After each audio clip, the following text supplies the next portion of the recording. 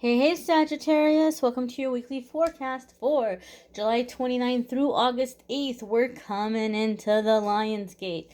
I'm going to start off here and see what cards are coming up here around career, finance, spirituality, money, healing, anything Spirit wants to talk about. Since I'm behind on getting the love readings for August up, I'm going to pull some cards around love and romance from this deck towards the end so that I don't keep you guys in suspense. Those of you who are interested in the love readings, you guys know I do them separately on my channel, but since they're going to be a little late coming up, I will pull some love cards at the end of this video here so you all don't have to wait too long. Let's see what's going on for Sagittarius, Sun, Moon, and Rising as we're coming into that powerful Lionsgate energy. I don't know about you guys, but I get really tired around the Lionsgate. I guess I feel, I get very tired. I don't know if anybody else ever experiences that. I just feel the energy is really, really intense. I don't know, maybe some people feel very energized. I'm not. I don't know if it's because I'm a Scorpio or what, but I'm just like, ooh, this is intense. Let's see what's coming up for you guys though, Sagittarius. Your first card here is the Seven of Wands. Now, this is a really positive card to have coming up. Traditionally speaking, Seven of Wands can indicate like defending your place or standing your ground in a situation. For me, in my readings, Seven of Wands tends to come up to say, look, you're doing really well right now. Just keep doing what you're doing. Some of you might be putting unnecessary pressure on yourself, trying to, reinvent the wheel, so to speak, or like trying to find a way to make something better or make something happen faster, or, to find a different approach. This is like, if it ain't broke, don't fix it. You're doing really good. You might not be giving yourself enough credit for where you're at right now, and just to keep doing what you're doing. On a cautionary side, and you guys know I try to be really positive here when it comes to the readings. I'm not a doom and gloom kind of person. I'm not a negative Nancy. But with the Seven of Wands in my readings, sometimes it can come up where it's just letting us know, hey, look, listen up. You might be in a situation where you have crawled out of some chaos and you may be getting ahead. You may have beat out the competition in a situation. You may be landing a promotion, or you may be having some big opportunity coming in your way, or you may have broken away from negative people and you're starting to come into your come up in some kind of way. You may have people that are trying to distract you or knock you out of where you are because they're jealous, they're envious, or they want to be where you're at. So if we look at the picture here, see all of these sticks or staffs at the bottom? Those are people trying to hit him, but he's standing in a place where they can't reach him. They can't get at him. They're still trying to get at him, but they can't reach him. But if one of them calls out and says something really insulting, right? And he's like, what did you say about me? What did you say about my mama? Or whatever. And they come over to the edge. That's it. They're going to be able to hook him. Maybe they can hook his foot or something and pull him down, or hit him or hurt him. So you might have somebody trying to bait you. You might be having somebody saying something to you, or like just trying to rile you up. Sometimes it's just so that they can be like, oh, look at Sagittarius. I told you Sagittarius has such a temper. Oh, I told you Sagittarius is so sensitive. I told you, or they just kind of want to make you look bad in some kind of situation. So for me, Seven of Wands is like, just avoid the drama, right? Keep doing what you're doing. You don't need to defend yourself. You don't need to prove anything to anybody. You don't need to convince anyone of anything. Just keep doing what you're doing and don't let people distract you from that course. Hold on to your focus, right? Because good things are going to come out of it, right? And give yourself more credit for where you're at right now. Your next card here, Sagittarius, is the Ten of Cups. Wow. All right.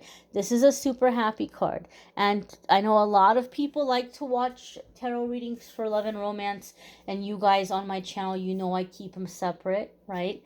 A lot of times people see Ten of Cups and they immediately think marriage, family, babies. That could be something that some of you are manifesting, right? If that's something that is the desire of your heart, if that's something that you're focused on, you may be manifesting this. However, okay, 10 of Cups is much deeper than that, right? It kind of got stamped, it got like labeled, stereotyped as marriage, babies, all this. But it's much deeper than that.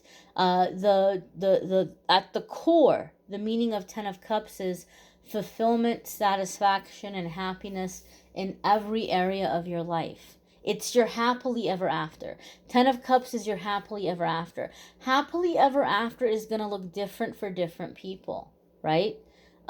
Your happily ever after might be very different than, my happily ever after. So, whatever happily ever after is for you, 10 of Cups says this is what you're going to be manifesting. This is what you're going to be stepping into as we're coming into the Lionsgate energy ahead. There's also a sense of like tremendous inner peace when it comes to the 10 of Cups, okay? A tremendous inner peace when it comes to the 10 of Cups. So a lot of you may be feeling more at peace, or you're being more disciplined in not letting people get at you, right? Like just being in your zen, being in your bliss. And this is going to pay off for you. It's going to be very positive for you. The next card coming up here for you guys, Sagittarius, is the Six of Cups. And Six of Cups, again, a lot of people are used to watching love and romance readings. So Six of Cups got stereotyped as reconciliation. And that could definitely be happening for some of you, right? There could be a reconciliation, a coming together again, renewing of vows or something like this for some of you. However, right, outside of love and romance, Six of Cups can be memories of our childhood, memories of the past, a sense of nostalgia, okay?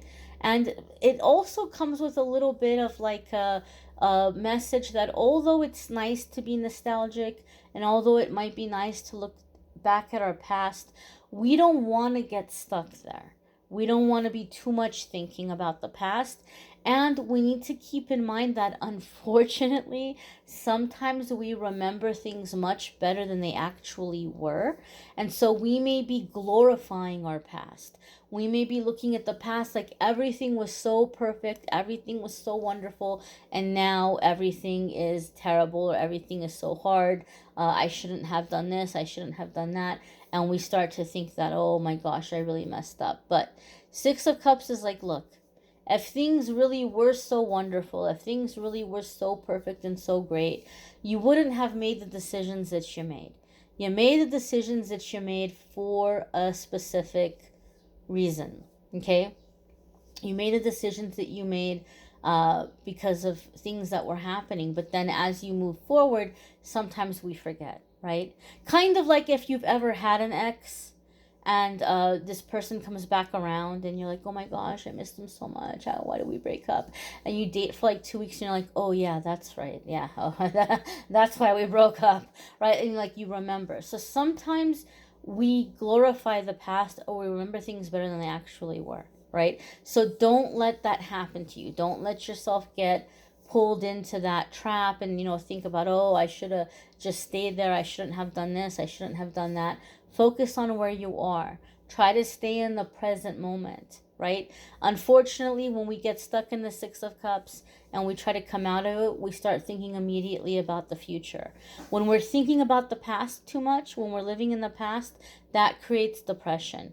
When we're thinking about the future too much and we're living mentally in the future, that creates anxiety. So to find that balance, to find that zen, you want to try to be in the current moment, in the moment right now. Right now. Work on grounding. Work on being present. Work on being in the present moment.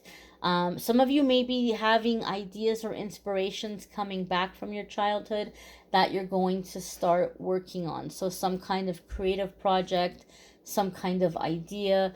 Some of you might be like kind of resurrecting some childhood dream as we're coming into the Lionsgate energy. The next card coming up for Sagittarius is the Six of Pentacles. Now, I want to draw something to your attention here, Okay, we have 6 repeating 2 times here. So the number 6, the vibration of 6, is being emphasized for Sagittarius in this week's reading, and as we're coming into the Lionsgate energy. 6 is a number that comes up that reminds us that we need to balance emotional fulfillment with financial fulfillment, right? Or we may need to balance our relationships where, like, maybe we're being a little bit too generous with people and we're showing them that we care about them through material things or financial things. Meanwhile, what they would really love is just to have more of our time, or vice versa, right? Don't equate physical generosity with love. Okay, so this is something like a lesson or a balance that some of you are having to come into. 6 of Pentacles is going to be a card about flow. Okay, flow, abundance, generosity. So 6 of Pentacles is the ideal financial situation. There's no debts. Debts are paid off. There's money coming in. There's money being put aside for the future. As money continues to come in, you continue to put aside money for the future. But you also have enough money to enjoy the moment, to do the things that you want to do, to treat yourself.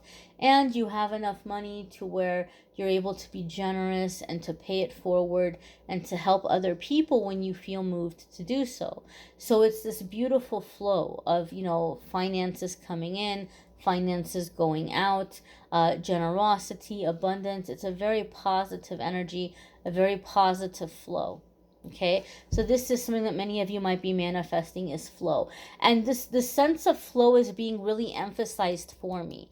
So some of you Sagittarius might have like this pattern or cycle in life, and for some of you it might even feel inherited. Like you might be like, well, that's how it was for me growing up, and that's how it was for grandma, and that's how it was for her parents. You might have like that's just always the way it's been, in terms of like feast or famine. Like when money's good, it's really good, and when it's bad, it's really bad.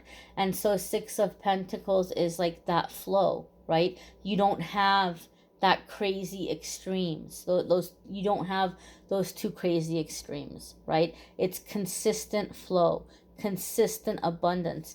A lot of you are really very consciously, intentionally, like specifically manifesting that, because you're like, well, I've manifested these windfalls of money, or I've manifested these financial blessings, but then I find myself right back where I started again. So you're realizing, okay, you know what, I'm gonna kind of adjust the focus here to consistent flow in, consistent flow, and to also be there for other people, help other people, and to have that exchange, that constant exchange with the universe going. Okay, in terms of relationships, 6 of Pentacles is going to be reciprocal energy.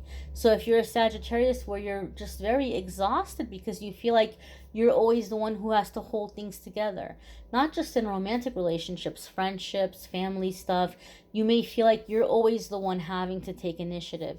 You're always the one having to ask questions. You're always the one having to move things along. And here we have it coming up where there's this flow. There's this flow, this beautiful flow. Right? It's they're equally as invested. They're equally showing interest. So we're going to check out here some cards around love and romance for Sagittarius. And guys, let me know in the comments, do you guys like for me to just do the love reading separately once a month, or would you like me to pull cards at the end and check in on love every single week? What do you guys think? Let me know. And I guess, majority rules. We'll do it whatever you guys find most helpful. Let's see what's coming up for love and romance for Sagittarius.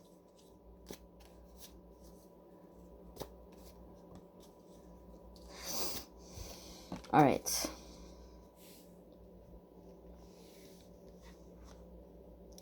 We have the Fool. We have the Knight of Pentacles. This is insane. This is crazy. All right. So far, you guys are my 3rd reading. But so far, 3 for 3. this deck is repeating one of the weekly cards. You guys had 10 of Cups? 10 of Cups. 10 of Cups is really being emphasized for Sagittarius here. Okay? The Fool card to me is some leap of faith is bringing you into commitment, long-term future plans, fulfilling, rewarding, meaningful, committed relationship, marriage, family, all that good stuff coming in by like way of a leap of faith. Also, for me in my readings, when the Fool card comes up between two people, it tells me that this is a person that might be very different from your usual type. Okay, you guys might also be very opposite. People might not guess that you would be together, but because of the strong past life connection, there's this really intense sense of like feeling at home with this person. There could be a significant age difference, there could be a significant difference in your physicalities, in your physical appearances and physical characteristics. There could be a big difference in your cultures or backgrounds or upbringings. But despite all those differences, right? I mean, in one way, opposites can be good because we can balance each other out. But despite those differences, that soul connection, that past life connection, the two of you really, really feel at home together, right? So it might be something that you're like, oh well, we're so different. I'm not putting a whole lot of like, weight into this. I will just, have some fun. But you might find, wow, like there's a real significant connection here. This is actually going somewhere. This is actually a very fulfilling commitment or fulfilling relationship. You may want to check out your moon sign and rising sign videos. Some weeks those might resonate for you more than others. You may need a private reading, which I'm more than happy to do for you. If you go to calendly.com/amethystangelite, you can schedule a private reading with me there. Okay? Now, there is somebody unfortunately going around emailing people and saying that they're me, that they're pretending to be me, and they're saying, oh, I have something really important to tell you, send me money and I'll bump you up to the top of the readings and I'll get it to you real fast. And I don't do that, guys. I'm behind on posting the videos. When am I gonna have time to email people and be asking them for money? And I don't do that. I never have. If you want a reading with me, the only way to schedule a reading with me is to go to calendly.com/amethystangelite and schedule a private reading with me there. Again, guys, let me know in the comments, do you like this format better than me doing a separate love video every month? Would you prefer me to kind of put it in towards the end in the weekly forecasts? Let me know. I thank you all for watching, liking, sharing, commenting, and subscribing. Have a wonderful week, my dears. Bye.